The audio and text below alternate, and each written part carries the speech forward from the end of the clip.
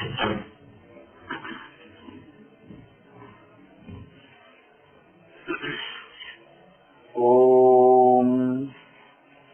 Asatoma Sadgamaya Tamasoma Jyotirgamaya Mrityorma Amritam Gamaya. Om Shanti Shanti Shanti. Dear Swami Nikhileswarananda Maharaj, dear Professor Khandelwal, other trustees of the institution, dear professors, dear Shri Prakash Bhai, other dignitaries present here, the participants, dear friends. I am extremely happy to be here this evening. At the outset, I would like to congratulate Atmiya Institute of Management for organizing this important seminar on this very, very important subject, which is becoming very important not only in India, all over the world. That is Indian ethos and values for the management. I also am thankful to the organizers for giving this opportunity to meet you all. But I would like to apologize for the delay that has been caused. But just now, as you heard, I did not want to miss this opportunity of meeting you. First of all, when the invitation came, I was very hesitant because I was supposed to be in Pune from 16th to 20th and then from 20th to 23rd in Shigam.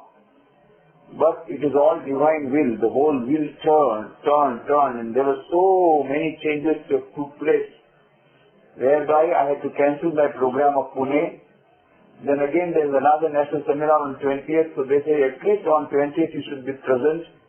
So I requested Prakash Bhai if you could make my program on 19th, then I could fly to Bombay on to Pune on 20th, and I could remain present in both the programs. So he was kind enough to agree. Again there was a change. I had to cancel my program of 20th at Pune because there was an important assignment that came up in Rajkot. That is, tomorrow there is going to be inauguration of a medical center, new medical center in our Ramakrishna Ashram Rajkot, for which the Assistant Secretary of Ramakrishna Mission has already come this morning. So, because of that, and I had to travel with him throughout Gujarat, and he came to Baroda on 18th.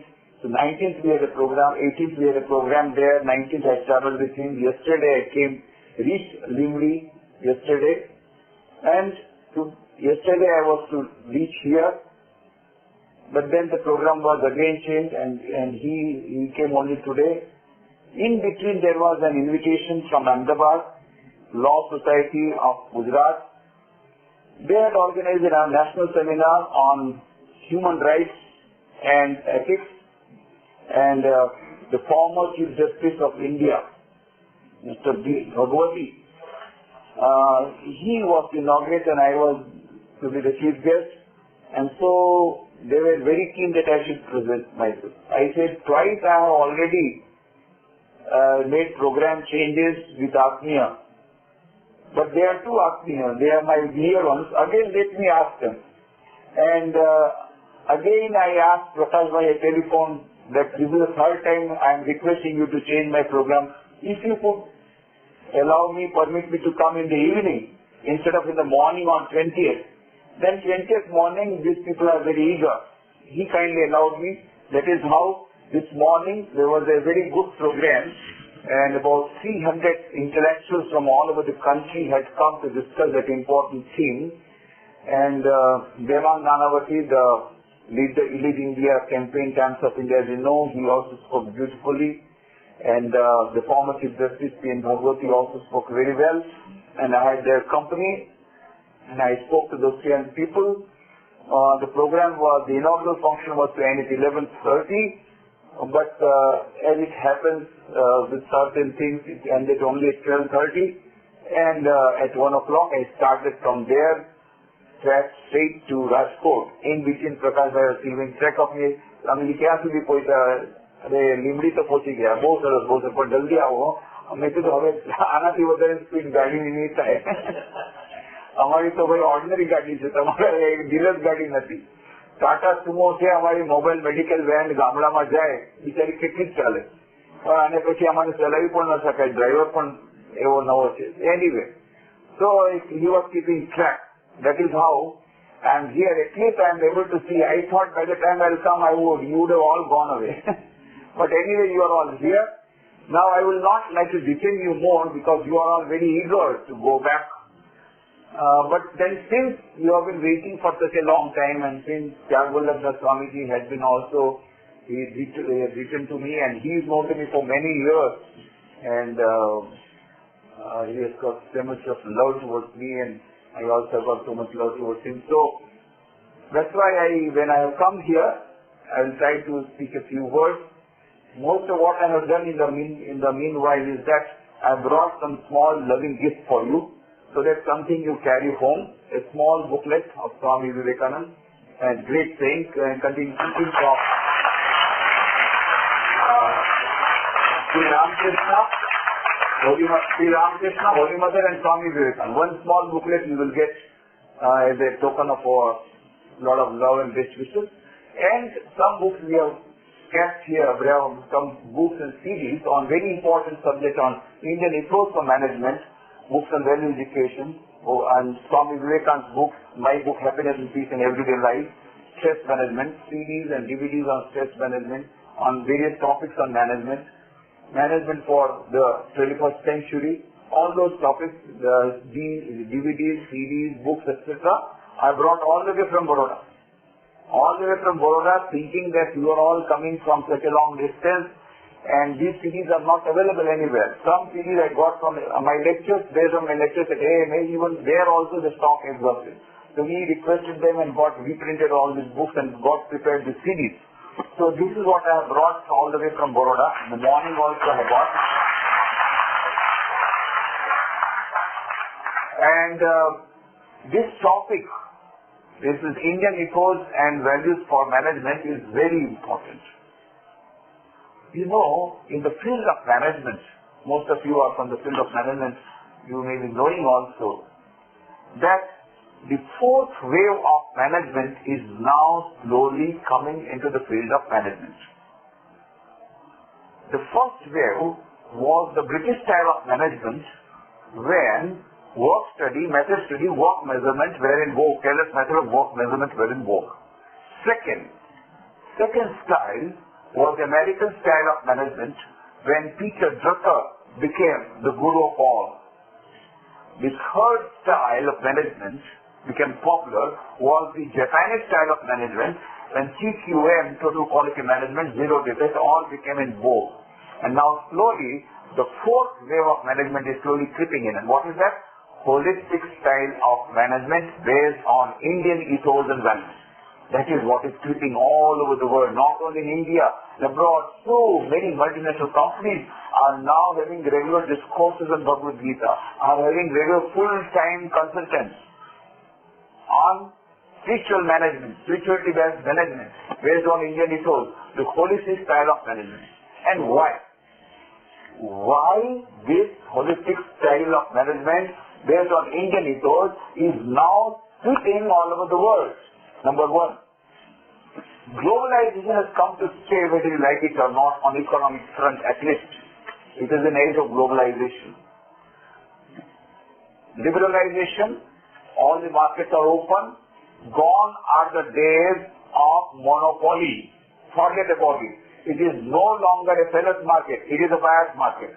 Now the customer is the king. You have to worship Grahak Narayana or get wiped out. Grahak Narayana, and you cannot any longer go on fooling the Grahak Narayana. Cheating business is gone.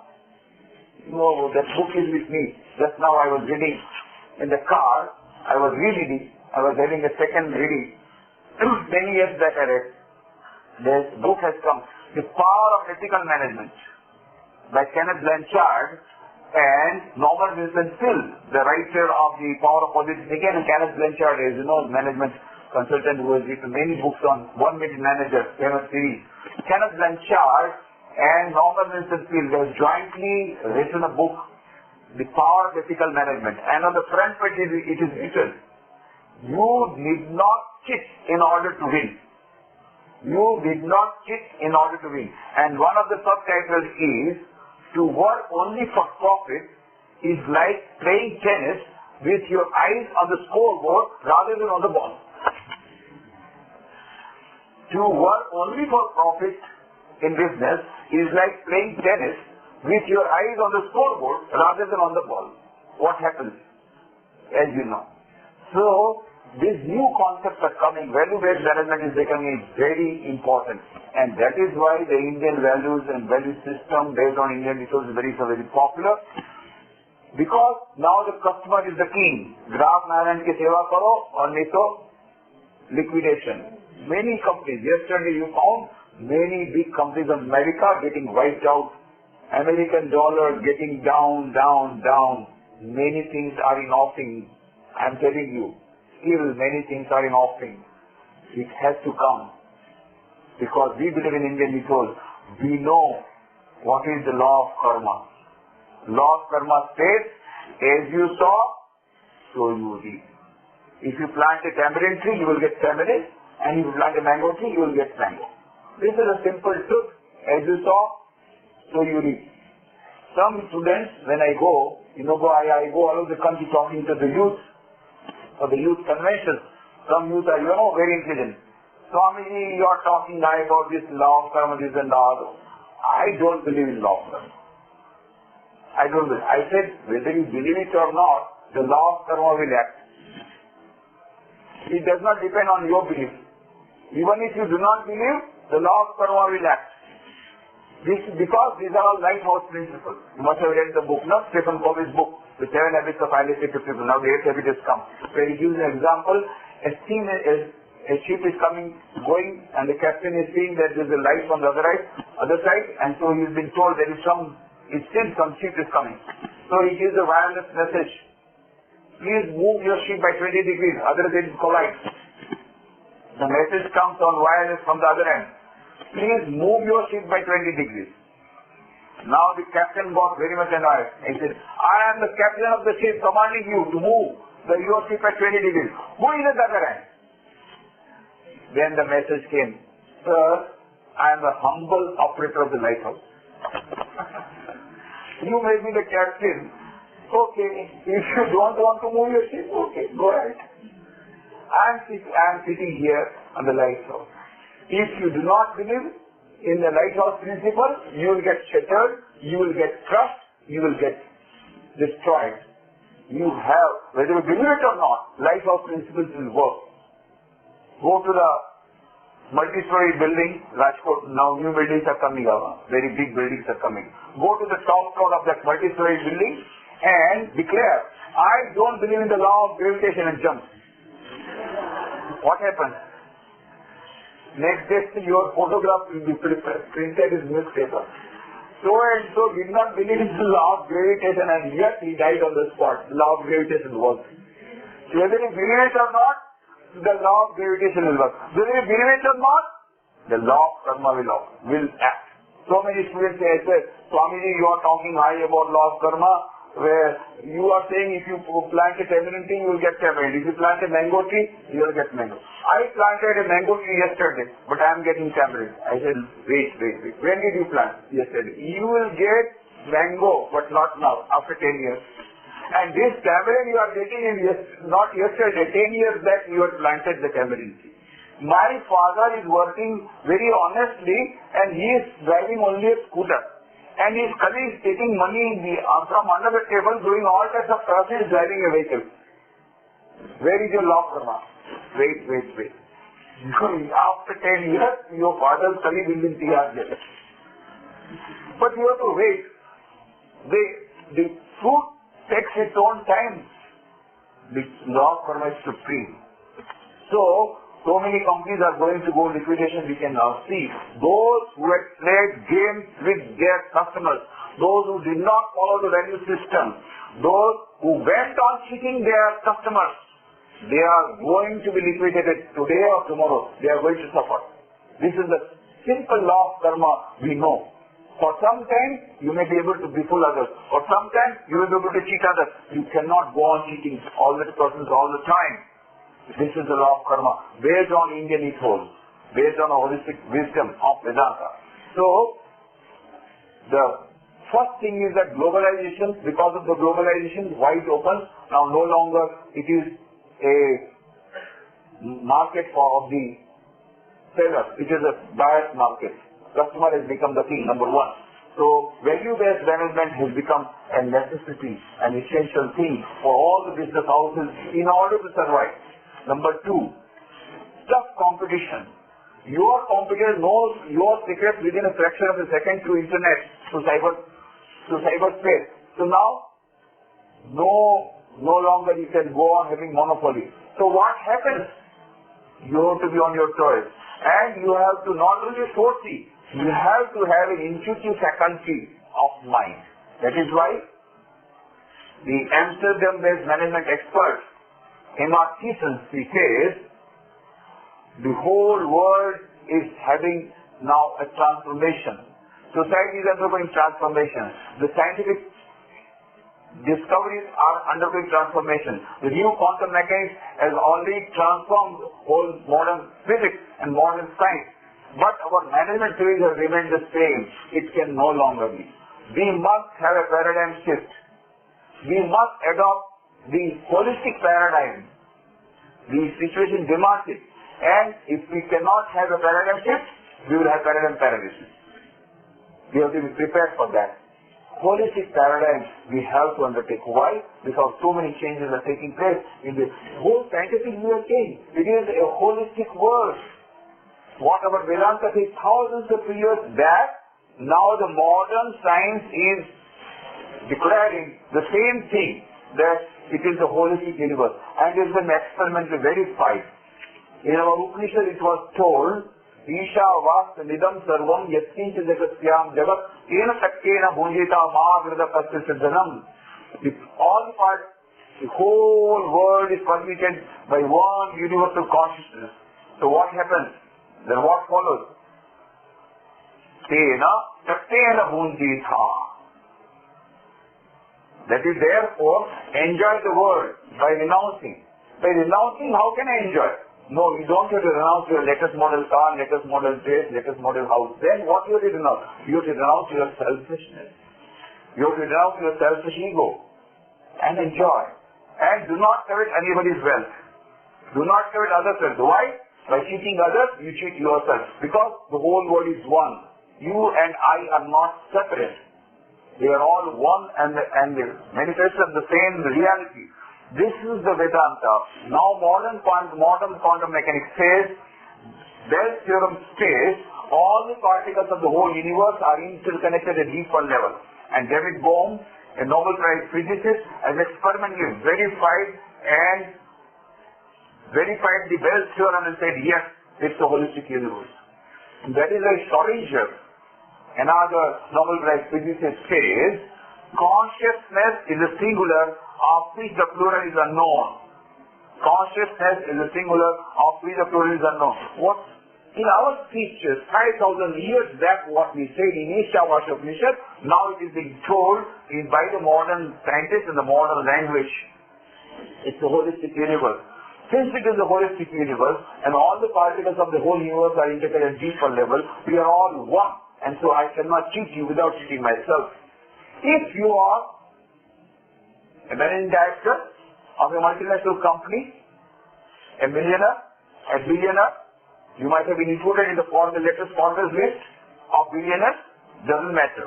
But if you have exploited your workers, and because of your exploitation, your workers are going without food, and they are sleeping there on the footpath without food, and they are not getting sleep, because they don't have food. And you are there on the 7th floor of your multi-story building and sleeping on the Dunlop pillow, the latest modern Dunlop pillow. With any number of tranquilizers, you cannot get sleep if that person gets sleep. You cannot. This is holistic. This is holistic. This is the law of karma. You cannot go on cheating. You may have much more wealth. You may have the latest model car, but you will not be able to drive it. Doctor will say, you cannot ride the car because you have got heart problems, BP, and all other problems. What I should eat? You can eat tranquilizers, you can have tablets, you can have injections.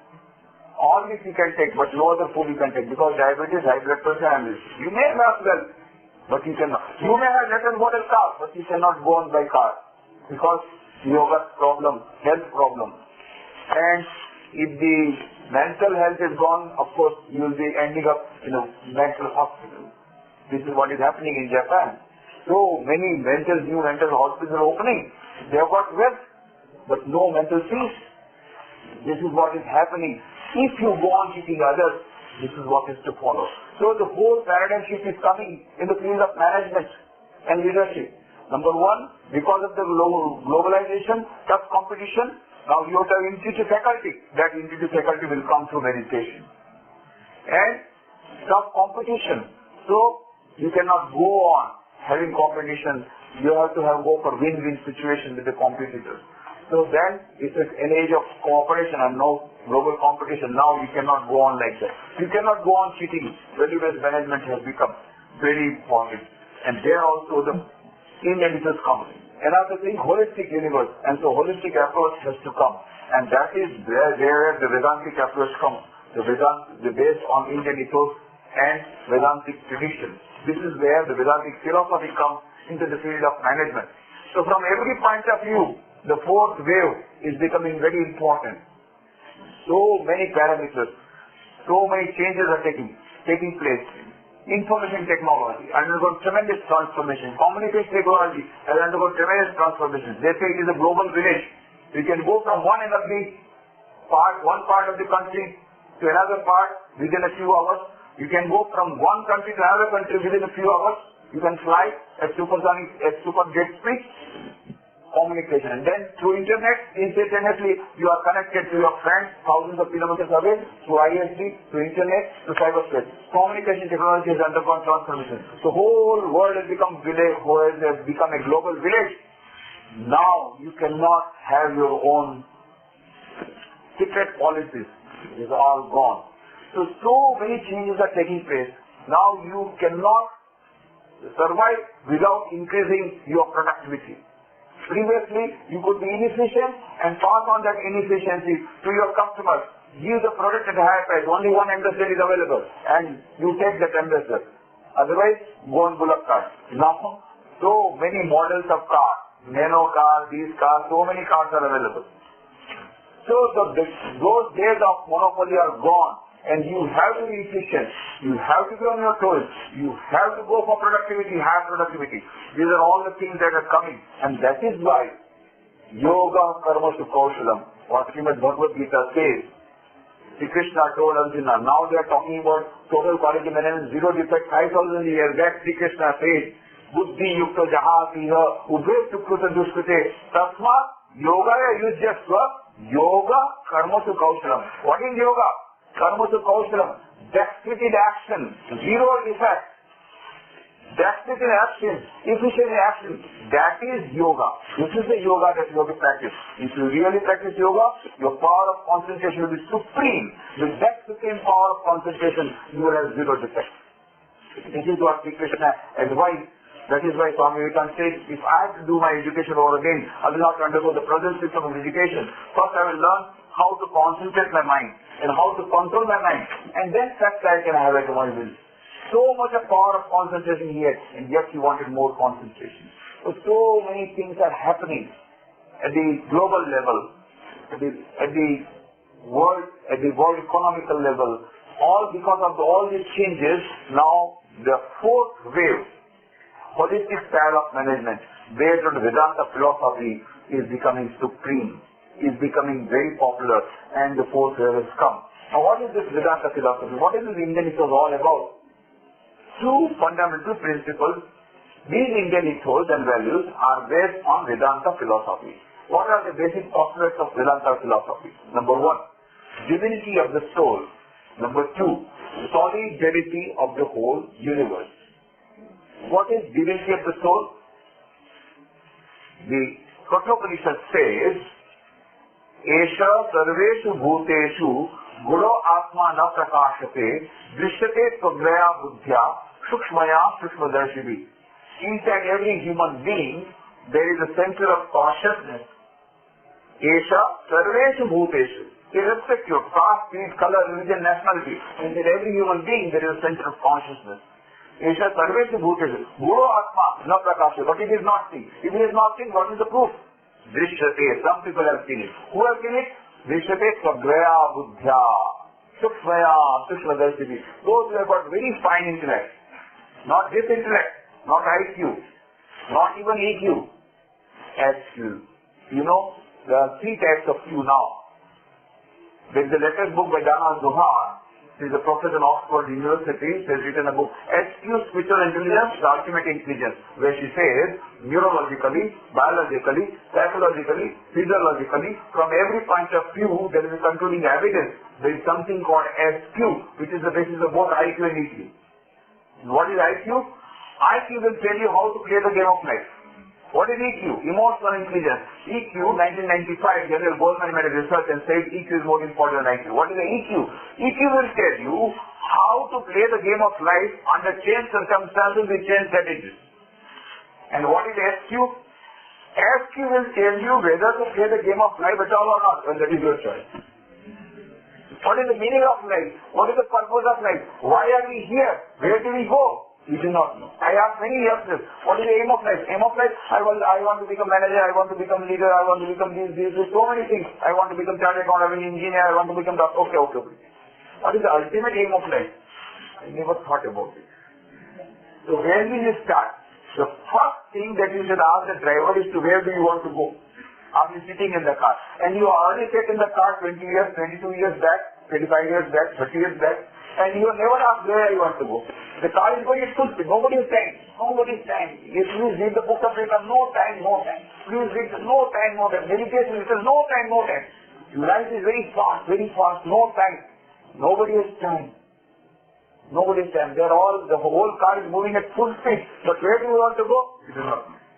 I remember a Zen story, a horse was galloping at full speed. And somebody asked the person, where are you going? He said, ask the horse. Because I am not taking the horse is taking me.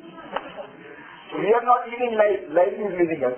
Like flock of sheep, everybody is going after career, we are also going after career. Everybody is going after package of 10 lakhs. You will like package. And let us also go for. But what is the purpose of life? Why have we come to this earth? What is that we want to finish before we die? We never thought about it. That is SQ.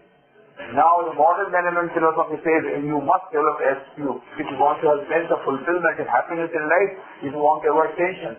Most important thing is now everybody is under tension. According to Chicago-based Research Corporation, 40% of the companies in America are having regular courses on stress management. And the Western models of stress management are not working, you know. Western psychology, what do they say? Why do you get stressed, When you do not express your emotions, then they go inside your subconscious mind and they create problems. For example, you come to the office and your boss, because he had some quarrel perhaps with his wife when you are coming out, he cannot tell anything to wife because wife will run away back to her house. So he cannot say anything. So whatever anger he is pouring on you, unjustifiably is going on firing you. And you are boiling within. You also want to pay back in the same point. And you can pay back also. You know how to pay back. But what to do? If I speak these words, I lose my job. And so that anger, you pocket that insult. And that anger and resentment goes inside the subconscious mind and creates problem and creates stress. So the modern psychologists say, no, you must express your feelings. My God, if I express my feelings, then I will lose my job. Okay, we have got a solution. Don't worry. Go to the market and purchase voodoo dolls. Voodoo dolls are nowadays available. Voodoo dolls and pins are available. And punching bags, head diaries, these are all available. Bring them. Then close the doors and windows of your room. Put the voodoo doll on the table and write down the name of your boss or your mother-in-law or your competitor or whomsoever you want to put your stress on. And pins are available, blue pins for injury, black pins are for serious injury, and red pins are there for murdering. Just murder your boss and have a nice sleep, no need of tranquilizer.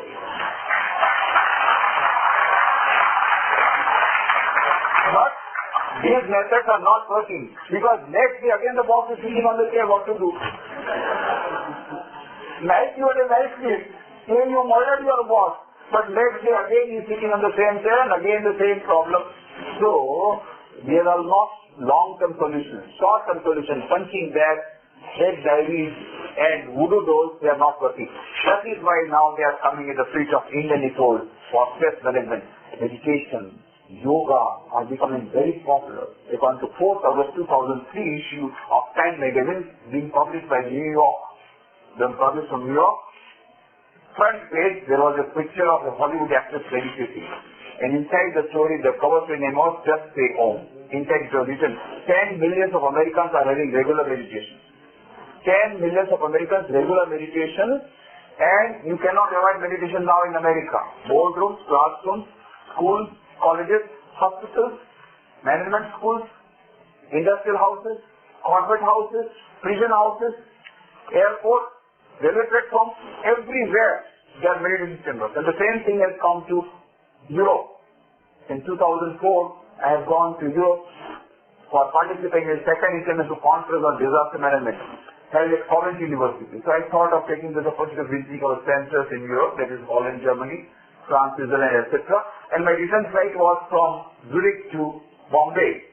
So at Zurich airport, very big, beautiful airport, big market. I was just strolling to the market in order to find out if there is a some good book. Suddenly I found a signboard at Zurich airport, meditation chamber.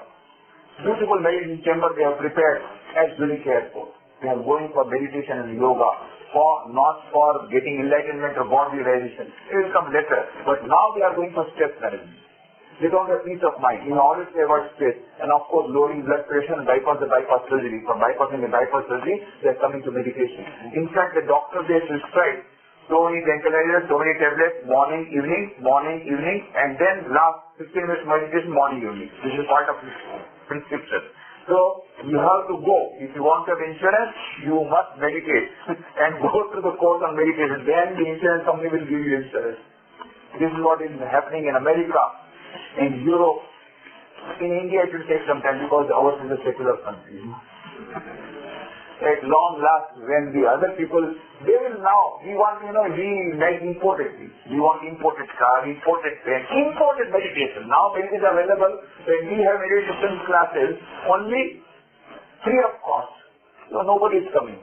But when the imported meditation, 1 lakh rupees, 50,000 rupees, fees for 5 days. Yes, 85,000 rupees, 5 days fees. There was a meditation session. 365 only, rest well for the waiting list. They could not get accommodation, only 325. But the charges there only 85,000 rupees per participant. And we give free of cost, so nobody comes. So we want imported meditation. Same thing what they have learned from us, they go there and afterwards with a level, of course, marketing. They know how to do packaging. So with a beautiful package they will give you.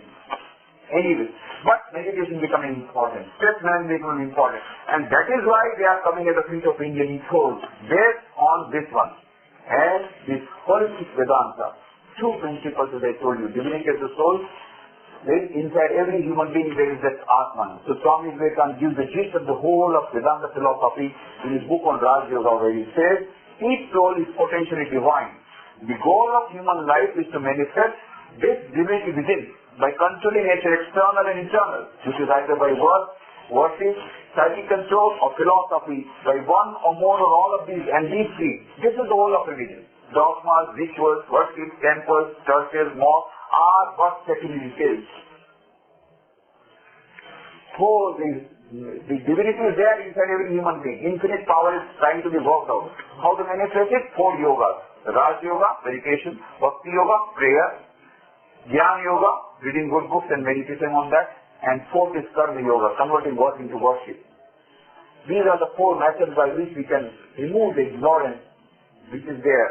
And then infinite knowledge, infinite happiness, infinite bliss. Kabir says, मोह को कहाँ से ढूंढे बंदे, मैं तो तेरे पास में खोजोगे कभी मिलूंगा पल भर की तलाश. You will get the infinite happiness within a fraction of a second, just uncovered. Then how to do it? Ramakrishna told, to realize God is our main, but where is God? He is present in everybody's human heart, but we are not able to see. Then similarly, Sri Ram can immediately say, do you believe I am talking to you? Yes, because we are seeing you. Immediately, he put a cloth like this on his face. Can you see me? No. That means I am not here? No, you are here. Just now you told, if you are able to see, you are there. If you are not able to see, you are not there. No, you are there. Why you are not able to see me? This covering has come. This is exactly what has happened. God, the Atman, the soul, is Atman, is inside every one of us. Very near. Very near. Very near. And inside every one of us. But we are not able to feel. We are not able to experience the divinity. Why? There is a covering of ignorance. Covering of selfishness. Covering of ignorance. That is like Kabir says, घूंघट का पट खोल रे तुम्हें पिया मिलेंगे cut को वचन मत बोल रे तुम्हें पिया मिलेंगे. Remove this ignorance and you will get the realization of God. Just remove ignorance. How to remove ignorance? How to remove this covering? 4 methods. Jnana Yoga, Bhakti Yoga, Raj Yoga and Karma Yoga. These are the 4 methods by which we can manifest the divinity within. And second principle of Vedanta is solid unity of the whole universe. All the whole universe is having one universal consciousness. What follows is the basis of justice and management principle. Azim Premji was interviewed by India Today. What is your secret of success? And he said, I believe the justice and management principles taught by Gandhiji is very relevant for the modern management system. And he is trying to practice justice and management. Narayan Murthy is trying to practice the justice management. Bill Gates is trying to practice the justice management principle. And so many now others are coming and joining this fray. That is, justice management gives them success in worldly sense and also peace of mind. But this justice management at the corporate level was first taught by Swami Vivekananda. You know, Swami Vivekananda went in 1893 to participate in the World Parliament of Religions. On 11th September, he gave his historic speech, 9/11, not this 9/11, when the World Tower broke.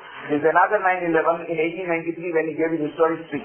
In fact, whatever message he gave was the message of harmony of religions. We did not take that message, so exactly after 108 years, on 9/11, this World Tower broke. Because we did not understand the message of Swami Vivekananda. And even now, we have to take the message of harmony of religions, what Swami Vivekananda said.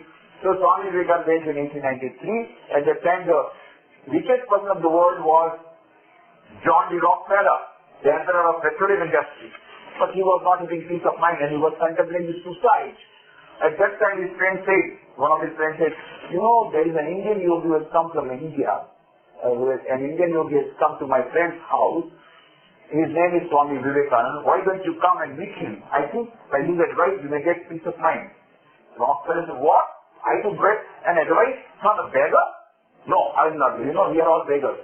Professional beggars. We are all professional beggars. We go on begging money and then do some service activities. That's all. So we are professional beggars. So what is I to go to a beggar? To get advice? No, I will not go. And he did not go. One fine morning, suddenly, Rockefeller came to the place where Swamiji was staying. Called the bell, the butler opened the door. He went inside. Swamiji was not in his drawing room. Without making any announcement, without giving advance notice, he entered the study room. Swamiji was fully engrossed in study. So Rockefeller stood for some time. Then he knocked at the table. Then Swamiji looked up. Rockefeller said, I am Rockefeller. Swamiji asked, what do you want? He was not prepared for this type of treatment. Rockefeller means the President of America would get up. And here is the fellow asking me, what do you want? He became very much annoyed. He said, I don't want anything. And Swamiji asked, why have you come? Now he has an answer. Because he had come without invitation. Then Swamiji said, my dear Rockefeller, I know why you have come. You have come here because you don't have peace of mind. And then Swamiji started recounting many incidents from the life of Rockefeller which no one else knew except Rockefeller. He became very much excited. Who told all these things to you? How did you come to know? Then Swamiji smiled and said, do you think it is necessary? I can see through your mind as I can see through a glass helmet. Then Rockefeller became very much terrified. My God, he has come to know all my secrets. He has murdered many people for his business and all this he has come to know. Then Swami said, my dear doctor, I will give a piece of advice. Remember, you are not the owner of your wealth. You are only a custodian of your wealth. Utilize this money for removing the sufferings of millions of people. Immediately you will get peace of mind. There is no other way by which you can get peace of mind. Rockefeller was not prepared to listen to anybody's advice. He saw all from a beggar. He became very much annoyed and he left abruptly. As abruptly as come, he left abruptly. After a few days again he came. Similar session. Called the bell. The butler opened the door. He went inside. Swamiji was not in the drawing room. He went inside the study room without making an announcement. Swamiji was fully engrossed in study. He knocked at the table and then Swamiji looked up. There, Rockefeller put a piece of paper in which he had made an announcement of a huge donation for the public cause. Swamiji was reading. At that time Rockefeller said, now you must thank me. I have followed your advice. Swamiji said, well, it is for you to thank me. Because by following my advice, you will get peace of mind which cannot be purchased by millions of dollars in the market.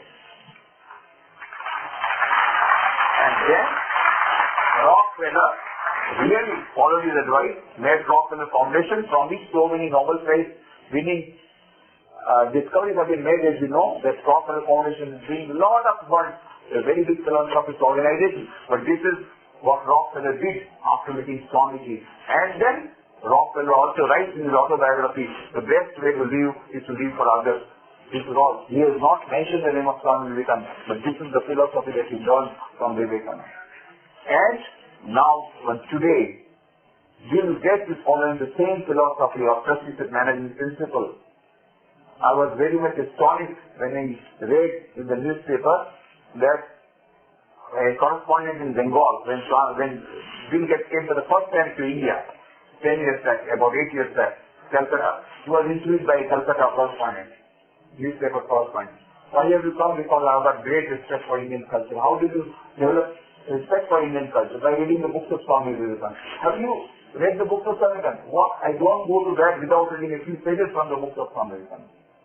When I read this, I was astonished because my concept of Bill Gates was one who believes in cutthroat competition. How could he be reading the books of Swami Vivekananda and how can he still going on killing others?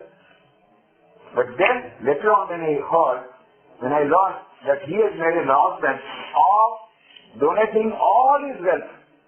At that time he was having $67 billion. Now today again the latest magazine, Forbes magazine report says again he is the richest person in the world with $67 billion.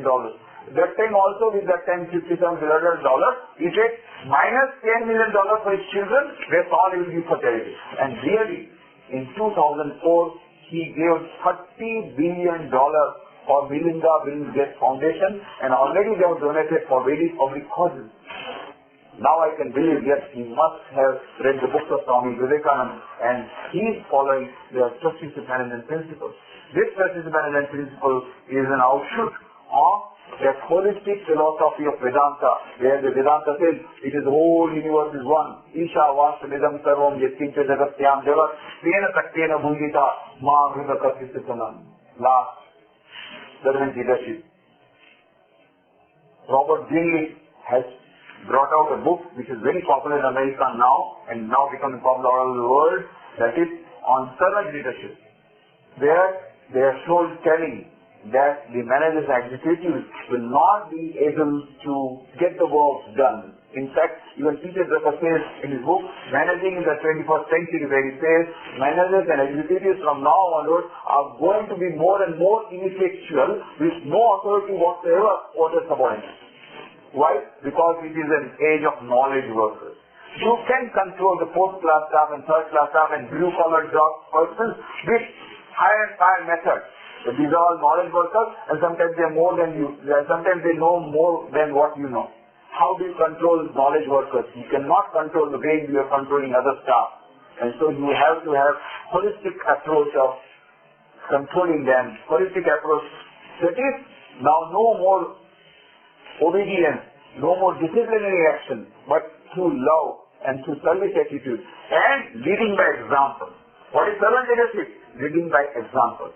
They are now talking about servant leadership Swami Vivekananda himself showed what is servant leadership. When he came back from America, whatever little wealth he brought for starting for charitable projects, everything handed over to his brother disciple. And he said, I have now become a fakir. I am so careless now. Carefree. And not only that, he established an organization, but not in his own name, in the name of his Guru, Ramakrishna Mission. And then, who became the first president? He himself did not take any power position. Made his brother disciple Swami Brahmananda the first president of Ramakrishna Math and Ramakrishna Mission. No power, no position. That is why Swami Vivekananda himself used to say, who is a true leader? Sirdar, wahi Sardar. Jo sir de sakta hai, wahi Sardar ban sakta hai. Jo apna ego sacrifice kar sakta hai, jo दूसरों की सेवा कर सकता है, वही सचमुच में सरदार बन सकता है. He gives an example. If there was an army and the leader was saying, go, fight. Naturally, they all got killed. But there was another leader who said, come. And he said, come with me, let us fight. And the leader was in front, and they all fought bravely, and they won. The leader goes ahead. While sacrificing, he is number one. For receiving power and position, name and fame, he is the last. And modern day leaders just reverse. Modern political leaders, for getting the chair, for power position, they are first. And for sacrificing, last. But this is servant leadership. Mahatma Gandhi showed it. When Dr. APJ Abdul Kalam, he came to Porbandar, when I was at Porbandar, we also get transferred. From 3 years I am in Baroda. And there is Dilara bungalow where Swami Vivekananda himself stayed as the guest of the day, he was modified just right. So on 18th April 2005, the government of Gujarat handed over this bungalow for converting into memorial. That is why how I am there from last 3 years in Baroda. Previously that I was 8 years in Porbandar. There also the Bhujeshwar bungalow Swami Vivekananda himself stayed. So I was there for 8 years. Before that I was in Rajkot. I was editing the Gujarati monthly Shri Ramakrishna Jyot. Before that for 10 years I was in Ranchi, looking after the Vigyan Krishi Vigyan Kendra, the tribal development project. So we go on transfer. So when I was in Porbandar, Dr. Kalam came to inaugurate one of the 81 school buildings they have constructed as a part of earthquake rehabilitation project, the government school. And the name given was Vivekananda Vidya Mandir. So he gave a very inspiring speech to 3,000 youth at the time of inaugurating the school. And the students asked, sir, at the time Bharat Ratna, not yet he had become the president. After becoming president, again he came to Porbandar on 12th January 2006. Beautiful speech he gave. That CD you can get from the bookshop. Beautiful, very inspiring speech after becoming president. But before becoming president when he came, that was on 13th February 2002. That time also he gave an inspiring speech to 3,000 youth. And some students asked, sir, what is the source of your inspiration? Then Dr. Kalam said, normally I do not leak out this secret, but this is the right place to leak out this secret. Then he said, I was in 8th standard. I was the monitor of my school. My headmaster called me, you bring all the children today at midnight, let them listen to the running commentary. Why? 15th August 1947, India shall become independent. And so he said, I brought all the children. At that time, no TV, So we listened to the running commentary and we were very happy when we learned that the government, the Pandit Jawaharlal Nehru, the first Prime Minister of India, hoisted the Indian flag on Red Fort, and we were very happy. Of course, we could not understand his speech because we neither knew English nor Hindi. We knew only Tamil. But anyway, we were happy.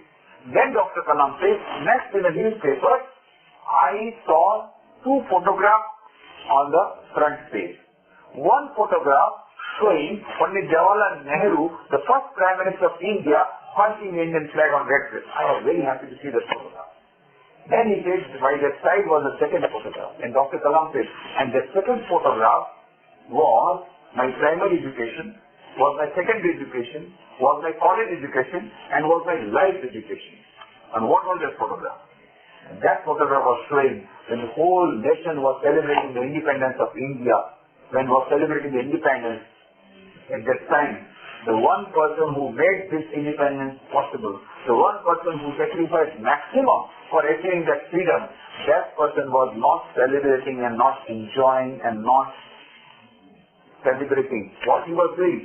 He was walking barefooted in the streets of Calcutta, wiping the tears of the people who had been affected by the Nawakali right, Mahatma Gandhi. Then Dr. Kalam said, that is, I could understand what is the nobility of leadership.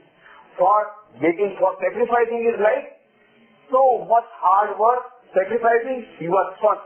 And then he could become the first Prime Minister. Power, position? No. No power, no position, nothing. But sacrifice first. And for getting the reward, last. And the modern day leaders, for getting chair, first. For getting sacrifice, for making sacrifice, last. Just the reverse. So that is the nobility of leadership. They are not talking about servant leadership. Sri Krishna showed an example of servant leadership 5,000 years back. He became the charioteer of Arjuna. Though he was a king, he became the charioteer of Arjuna. So servant leadership is not a new thing. It's a new coin that has been turned. It's very popular. So the servant leadership is now becoming popular, which is again based on Indian ethos. So I have taken much of your time. I'm very happy. I've shown you the trailer. The real thing is not there. This is only, I have given some examples, how just only to show, but you have to read the book, this book, other book, and then the other CDs you see, and how Indian ethos and values are becoming very important. The fourth wave is coming. I'm very happy that I could meet you at least for a short time. I'm extremely thankful to the management, to the organizers, and to Swamiji and other organizers for giving the opportunity of meeting you all. I give all my love and best wishes, and I pray to the Lord that all those who have come here, may you all get a new inkling. May you all develop the pride. No, we are born in India, from where this holistic principle of management is coming, which is now spreading all over the world. And the next century, the 21st century, is going to be the century of India. Swami Vivekananda prophesied that India will become so great that its past glory will fade into insignificance. And you are all going to do that. That is why you are all the young people that are going to do it. Swami Vivekananda said, my faith in the younger generation. It is they who will work out my plan. And I'm sure you are all here. Read the books of Swami Vivekananda. Read the books, read our Vedantic literature. Read our holy scriptures. And read our religious leaders. Swami Narayana, other texts. Everywhere our leaders have given so much of wisdom. That Indian wisdom is there. Take that wisdom. Try to be pragmatic in approach. Put it into practice. And bring out the best, and may you all get success in your career, in your professional life. May all you get happiness and peace. May you all also get success in career development as well as in character development. May you all develop your career, total personality development, and may you all become instruments of bringing glory to the country and to the whole world. Thank you very much.